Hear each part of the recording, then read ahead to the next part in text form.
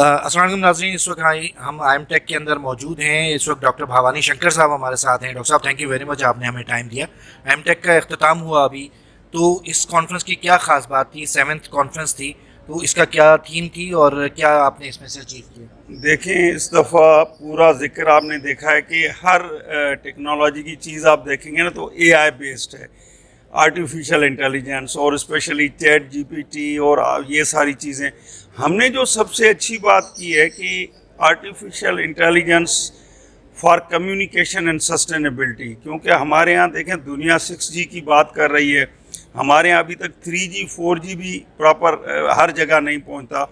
तो हमने कहा कि हम अपनी जो हमारे जो प्रॉब्लम्स हैं, सोसाइटी के जो प्रॉब्लम है, इंडस्ट्री के प्रॉब्लम है, use of AI as a technology to solve these problems. IoT based कई सॉल्यूशंस हैं, हमारे वाटर कंजर्वेशन के इश्यूज़ हैं, agriculture, plants, disease, health sector के जो इश्यूज़ हैं उसमें, फ्लड रिलेटेड, क्लाइमेट चेंज, इन सब में एआई को कैसे यूज़ करें। तो लकीली हमारे पास 150 सबमिशन हुई। उस सबमिशन में ये पूरा एक रिव्यू प्रोसेस होता है, ब्लाइंड रिव्यू हुआ और सिर्फ 40 पब्लिकेशंस एक्सेप्ट की जो यहाँ प्रेजेंट की गई। उनके साथ जो है वो हमने 8 ट्यूटोरियल्स रखे थे ताकि जो इमर्जिंग टेक्नोलॉजीज़ हैं उनमें बच्चों को हैंड्स ऑन भी वो कराया जाए। और उसके बाद हमने पीएचडी सिंपोजियम भी रखे कि पीएचडी में प्रोग्रेस क्या है, उस प्रोग्रेस को भी हर एक अपना बताए कि मैंने ये किया और फीडबैक ले। दूसरे लोग फीडबैक देंगे आप सही कर रहे हैं, क्या उसमें कमी पेशी रहती है, तो ताकि आप अपना फ्यूचर जो पीएचडी का काम है उस हिसाब से करें। तो ये एक हमारी एक तो खुद सस्टेनेबिलिटी हुई कि हम एक कंटिन्यूअस उस कॉन्फ्रेंस को कर रहे हैं, इंटरनेशनल स्पीकर्स हमारे यहाँ आ रहे हैं। और इंटरेस्टिंग बात यह है कि हमारे कुछ स्पीकर्स जो हैं वो यूरोपियन प्रोजेक्ट के कोलैबोरेशन से आए। इसने इतना हमें एडवांटेज दिया है, जैसे मैंने खुद अपनी स्पीच में बताया कि इस इमटेक कॉन्फ्रेंस ने हमें 200 से ज़्यादा हमारे under graduate, masters, PhD, post doc students जो हैं उनकी यूरोपियन यूनिवर्सिटीज़ में मोबिलिटी, यूरोपियन यूनिवर्सिटीज़ में उनका स्टे, उनकी रिसर्च, उनका इवन डिफरेंट प्रोफेसर्स के साथ नेटवर्किंग। तो ये एक बहुत बड़ा एडवांटेज है। मकसद है हमारी कॉन्फ्रेंस नॉर्मली होती है कि नेटवर्किंग हो, आप लेटेस्ट रिसर्च क्या है वो आप करें। देखें, इस कॉन्फ्रेंस में मैंने कहा कि हमने 2C जो कोलैबोरेशन और कोऑर्डिनेशन, ये एक किस्म का डिफरेंट यूनिवर्सिटीज़ में, हम मेहरान तक महदूद नहीं किया, हमने ओपन कर दिया कि ये सर सैयद यूनिवर्सिटी जो कराची में जो भी यूनिवर्सिटी होती है, कराची 22 मिलियन का शहर है, तो एक हम सबको अपॉर्चुनिटी उसने प्रोवाइड की कि हम अपनी रिसर्च है वहाँ पे भी प्रेजेंट करें, यहाँ पे भी प्रेजेंट करें और उसका मैक्सिमम बेनिफिट कैसे लें। ये एक इस कॉन्फ्रेंस की ख़ास खूबी है। अच्छा सर, आर्टिफिशियल इंटेलिजेंस के हवाले से एक ले मैन जो है वो डर रहा है कि इसके आने से क्या हो जाएगा, नौकरियां ख़त्म हो जाएंगी, क्या मसाइल उसको सामना करना पड़ेगा, क्या आर्टिफिशियल इंटेलिजेंस का क्या मुस्तकबिल है और उसका आम आवाम के ऊपर क्या असर पड़ेगा? देखिए, ये पहले तो थोड़ा सा समझने की बात होती है कि आर्टिफिशियल इंटेलिजेंस क्या चीज़ है। अब मैं ऐसे आपको ये है कि सपोज़ करेंगे आप अपनी मिसेस के लिए कोई एक शेर उर्दू में बताना चाहते हैं, अच्छा सा शेर के आप क्या करते कि गूगल में सर्च करते, वो आपको पूरा एक शेर बताता, ये 200 अशआर हैं जो आप उनमें से कोई सिलेक्ट करें।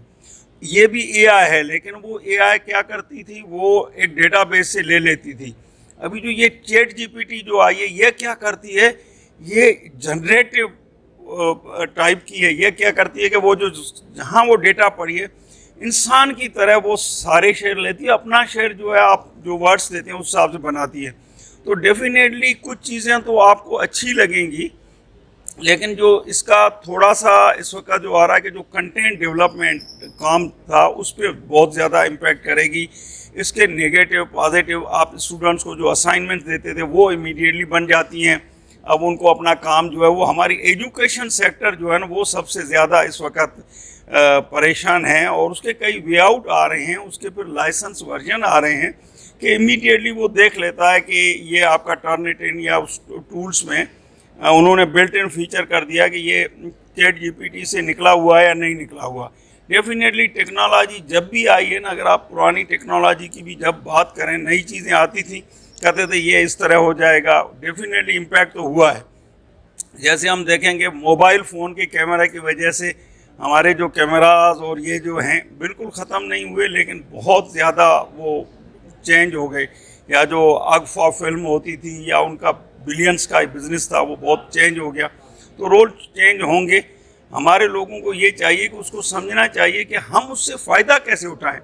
ये एक चीज़ हमें फ्री में मिली हुई है चैट जीपीटी, इसको हम पॉजिटिव, हमारे जो स्टूडेंट्स हैं ये हैं, इंस्टेड ऑफ कि वो अपनी लर्निंग कम करें, लर्निंग को बढ़ाएं और इसका बेनिफिट लें कि कंटेंट जनरेट करके कोई और नई चीज़ क्या अचीव कर सकते हैं। अच्छा सर, ये यूनिवर्सिटीज़ की कोलैबोरेशन की भी बात हो रही है कि भाई मुख्तलिफ यूनिवर्सिटियाँ आपस में कोलैबोरेट करें, और आप लोगों ने तो प्रैक्टिकली करके दिखा भी दिया, मेहरान और सर सैयद ने मिलकर। इसका क्या फ़ायदा होगा और ये क्या आइडिया है? देखें, मेहरान यूनिवर्सिटी जामशोरो में देखें कराची हब है, इंडस्ट्रियल हब है, और इनके पास देखें कितने सेमिनार हैं, क्लासरूम्स हैं, हर वक्त यूज़ नहीं होते, सैटरडे संडे को फ्री पड़े हैं। मैंने तो चांसलर साहब को, वाइस चांसलर चांसलर साहब दोनों से बात की है कि मेहरान के पास इस वक्त 150 से ज़्यादा पीएचडीज़ हैं, और इतने पीएचडीज़ यहाँ कराची में जिस एरिया में आपको वर्कशॉप करना है, सेमिनार करना है, देखें हमारे उसमें और एक होती है, यूनिवर्सिटी में है office of research innovation commercialisation, हम कहते हैं हम इंडस्ट्री से दूर हैं, ये तो कराची इंडस्ट्रियल हब में बैठी हुई है। आप ये हमें एक बहुत बड़ा प्लेटफॉर्म प्रोवाइड करता है कोलैबोरेशन का। ये इंस्टेड ऑफ हम यहाँ मेहरान आकर बिल्डिंग ले, इन्वेस्ट करें, लोग अपने रखें, हमें एक प्लेटफॉर्म मिल रहा है, जॉइंटली हम रिसोर्स शेयरिंग करें। थर्ड डेवलपिंग कंट्रीज़ हैं या रिसोर्स अवेलेबल कितना मुश्किल से होती हैं, तो वो हमें बड़ा प्लेटफॉर्म है, और ये इमटिक एक रोल मॉडल है उस चीज़ का। Thank you very much sir.